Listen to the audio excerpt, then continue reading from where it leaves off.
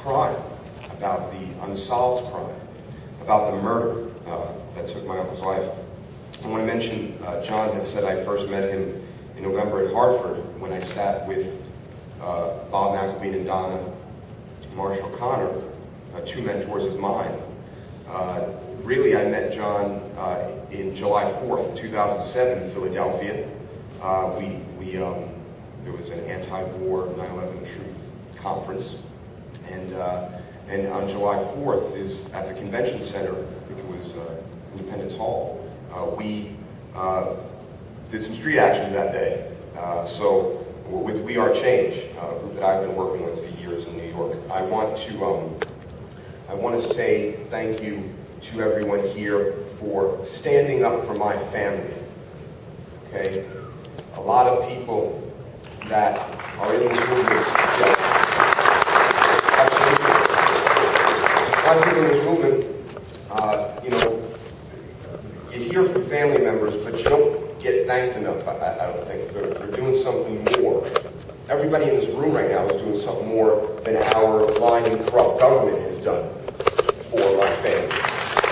So that's huge, and it's very important that you know that there's family members, and little by little, more and more family members are understanding that what we have here is we have a situation that begs for a new investigation and really allows for us to really change the way we're thinking. Because to blatantly murder 3,000 neighbors, friends, family in broad daylight, and to be able to get away with it for this long, we're changing that right now, and that's huge. So I just want to mention my Uncle Tom. I've said this more than enough times. He was the rock. He was the mentor of my family. He was the go-to guy. He was the man that you could just look up to for anything, speak to about anything.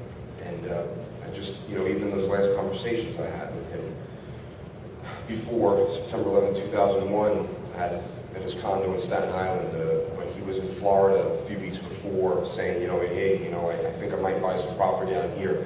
He worked for Marsh & McLennan. He was the vice president of Internet and Technology. He was working on transaction software at the time. He was flying all around the country. It just so happened he was in the buildings on September 11th. And I've said this too, that the worst day wasn't the 11th.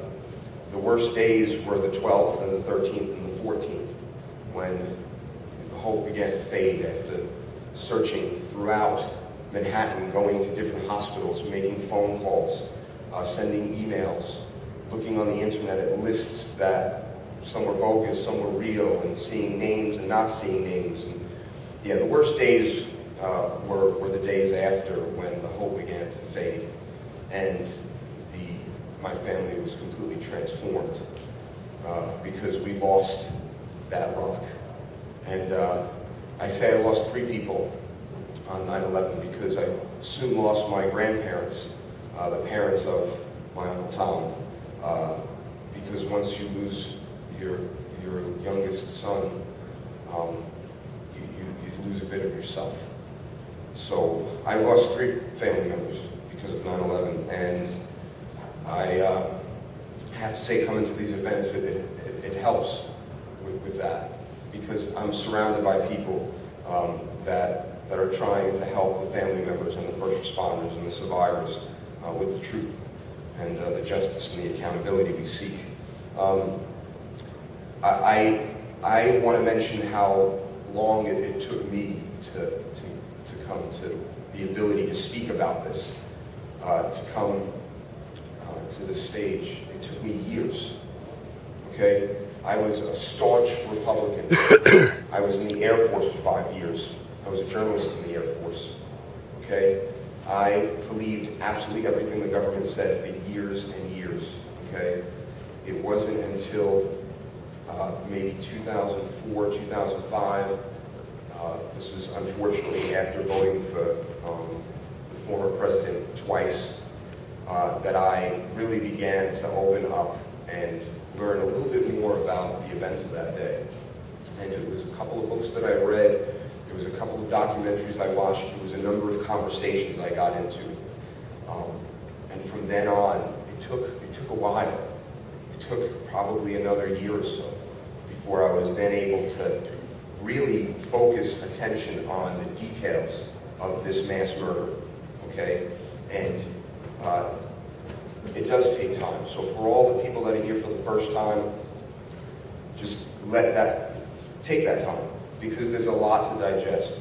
Because understanding this event, this false flag, this psychological operation that took place in this country 8 years ago, it takes time to really to get all those details in and to be able to then open up and understand that once we learn about the mechanisms and how the criminals in our government and foreign governments and private corporations managed to murder my uncle and 3,000 others, it gives us an opportunity to understand a lot of other ways in which we're not being told the truth about so many different issues in our lives. First Amendment I want to speak about, okay? Down at Ground Zero with We Are Change, handing out flyers on Saturdays, DVDs. We're doing the First Amendment right there. We're taking that action. As obligated citizens, we all need to do that. Peaceably assembling, petitioning the government for redress of grievances, okay? Freedom of the press. We are the press. We act as the press, okay? We're using our skills, whatever skills we have, to further this cause along, to further the information along. It's vitally important that we,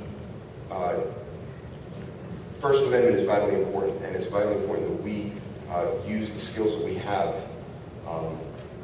because there's not a lot of people like us in this world.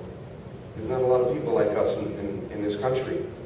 You know, we have a country of 300 million people, and we'll get 30 people down at Ground Zero on a weekend to just speak to, you know, fellow countrymen and people that are visiting. Okay? We're very unique. You know, we're very smart. We're very intelligent people. We're very humble.